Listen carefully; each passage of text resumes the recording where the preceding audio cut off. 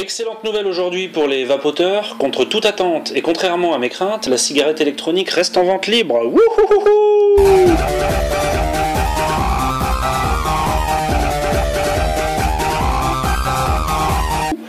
Le Parlement européen a tranché dans un sens totalement inattendu. Tout était engagé pour que les puissances d'argent gagnent et mettent une puissante muselière sur la e-cigarette. Et pourtant, une confortable majorité d'eurodéputés s'est prononcée contre un amendement qui visait à donner le statut de médicament aux vapoteuses. Je suis extrêmement surpris, j'ai eu tort dans mes prévisions pessimistes et je suis sincèrement très heureux d'avoir eu tort. Il ne s'agit pas ici de moi et de mon petit ego, mais d'une victoire très étonnante contre toute attente et peut-être arrachée grâce à tous ceux qui ont défendu la liberté de vapoter. Beaucoup de personnes aujourd'hui sont heureuses de cette décision et crient victoire. Les médecins, les pneumologues, les tabacologues, les activistes, les associations, les forums et tous les défenseurs ont mouillé le maillot et il semble que ça a payé. À moins que ce soit les lobbies, pourtant massivement présents au Parlement européen, qui n'ont pas assez payé. Ou alors il resterait un gramme de bon sens dans la société, ce qui amène à de très rares bonnes surprises de ce genre. Toujours est-il que les boutiques resteront en place, selon les informations, ce qui va permettre d'orienter les fumeurs de tabac facilement et avec du choix vers la cigarette électronique. Ça va permettre aussi de conserver plus de 2000 emplois en France.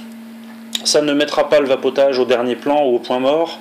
Le risque était d'assimiler les vapoteurs à des gens malades, obligés d'aller s'alimenter en pharmacie, et de rendre son accès quasiment plus difficile que la vraie clope qui tue pour de vrai.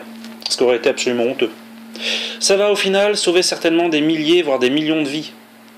Utilisée par des millions de personnes en Europe, la cigarette électronique, ça marche. C'est la cigarette du présent et du futur. À condition qu'on fasse l'effort de s'y intéresser, et surtout qu'on tende vers l'arrêt total du tabac.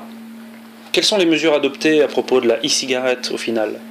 Pour une fois, je trouve que les réglementations semblent plutôt mesurées et acceptables.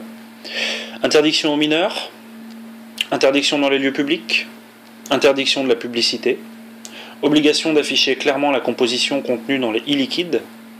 C'est une excellente nouvelle, mais restons prudents et contenons notre joie.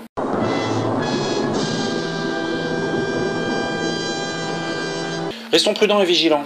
L'UE n'a absolument pas interdit aux États d'appliquer certaines taxations ou autres réglementations. Ce que nous avons gagné aujourd'hui, contre toute attente, c'est une liberté d'accès et de choix, une improbable non-médicalisation, et ça, c'est que du bonheur. Je m'y attendais, mais alors vraiment pas. Méfions-nous tout de même, mais continuons à la défendre, car on parlait récemment de taxer en France les produits de la cigarette électronique via un projet de loi de financement de la sécurité sociale. Donc on va prier à genoux nos chers dirigeants qu'ils ne fassent pas passer doucement mais sûrement le prix de la fiole de 10 ml à 10 € au lieu de 6 € aujourd'hui. Soyons méfiants également vis-à-vis des cigarettiers, qui achètent un peu partout dans le monde les fabricants de e-cigarettes et mettent en place leurs propres modèles. Il est à signaler que la compagnie Imperial Tobacco a signé un gros chèque à l'inventeur chinois de la cigarette électronique qui s'appelle Honlick. Je ne me laisse pas non plus bercer par l'euphorie du jour, en baisant les pieds de l'UE et en les remerciant de ne pas avoir brisé nos vapoteuses en deux. Pourquoi? Tout simplement parce qu'on n'aurait jamais dû avoir à attendre leur avis et à demander leur avis.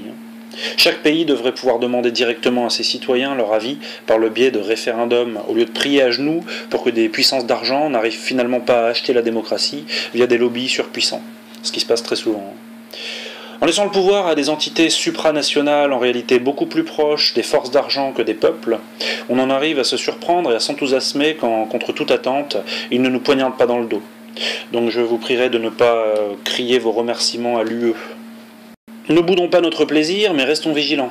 Visiblement, une grande bataille a été gagnée aujourd'hui, celle du bon sens, mais veillons à ne pas trop nous laisser endormir non plus. Merci à tous ceux qui, par leurs actions, petites mais multiples et appuyées, ont très certainement joué un rôle de contre-pouvoir pour faire dérailler le rouleau compresseur médiatique et politique, et financier bien sûr. J'espère que cela vous donnera envie de vous investir davantage dans des sujets bien plus importants. Restez avec moi sur MetaRéaction. Comme je l'ai déjà dit plusieurs fois, la cigarette électronique n'est pas mon sujet central. N'hésitez pas à visiter mes autres vidéos et restez connectés. À bientôt.